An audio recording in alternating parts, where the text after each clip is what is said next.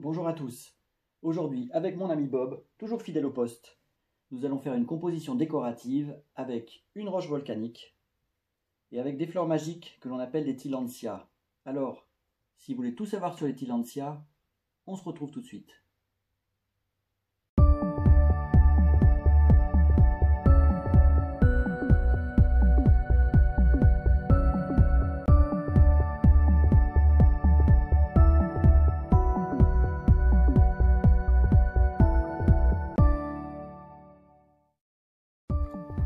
Les tillandsias sont des plantes épiphytes.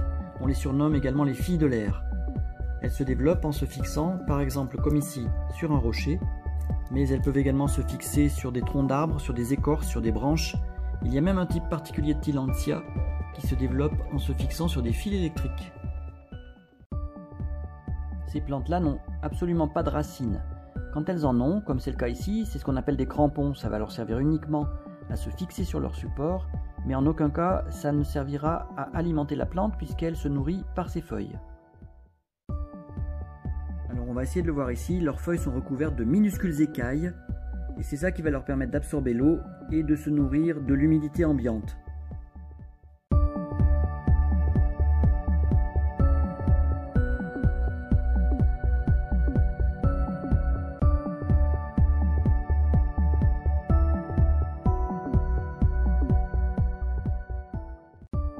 Comme on l'a vu tout à l'heure, il y a de multiples types de tillandsia. Je vous montre ici la tillandsia caput medusae, encore appelée tillandsia tête de méduse, par sa forme très particulière. Quand elle se développe, elle peut atteindre jusqu'à 15 cm de hauteur.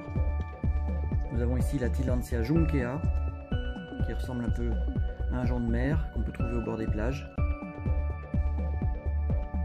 Nous avons ici une des plus belles tillandsias, la tillandsia ionata.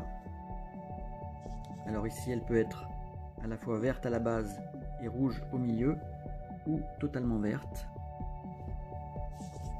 Et puis ici un autre type de tillandsia qu'on appelle la tillandsia brachycolos multiflora.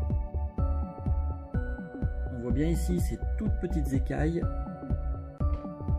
par lesquelles elle va absorber l'humidité de l'air ambiant. Les tillandsias sont des plantes idéales pour faire des petites décorations d'intérieur. On peut les utiliser en les fixant sur un rocher pour faire une décoration que l'on posera sur une table. On peut les utiliser en les installant dans un petit bocal en verre. On peut les utiliser dans des suspensions et on pourra également les fixer sur un tronc pour faire une décoration verticale. Alors maintenant on va passer aux choses sérieuses et faire notre petite décoration à poser sur une table avec notre belle roche volcanique. Alors en premier lieu, il faut décider qu'est-ce que l'on va utiliser comme tillandsia et où on va les installer sur la roche. Alors si on prenait cette belle tillandsia caput medusae, on pourrait la mettre au bout. Au milieu, il faut qu'on mette une ionata. Celle-ci m'a l'air pas mal. Et puis là, il va falloir une forme un peu allongée. On mettra une tillandsia junkea qu'on viendra fixer par ici. Comme ça, je pense que le résultat sera pas mal. Maintenant, on va venir fixer la plante sur la roche. Pour cela, on va utiliser un tout petit fil transparent, de telle sorte qu'il se voit le moins possible. Alors une autre technique consiste à mettre de la colle avec un pistolet et à venir fixer directement la plante sur la pierre, mais il faut reconnaître que c'est quand même moins écolo, et comme ça, si on fait juste avec un fil, si jamais la plante a envie de se faire des petits crampons pour se fixer, elle pourra le faire. Alors l'astuce, c'est d'utiliser les trous qu'il peut y avoir dans la roche. Ça nous permettra de passer notre fil et de bien pouvoir la fixer.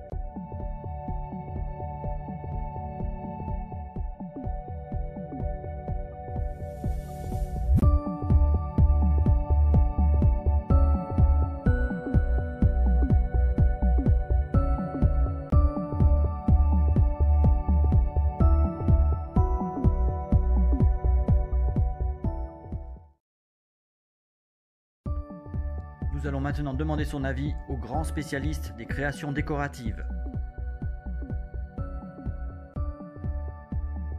Je valide.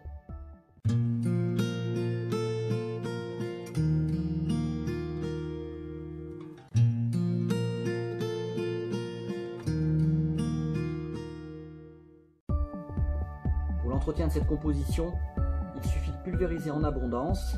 Si c'est l'été, on le fait environ tous les 2 jours. Si c'est l'hiver, on le fait 1 à 2 fois par semaine. Très important, on utilisera de l'eau non calcaire.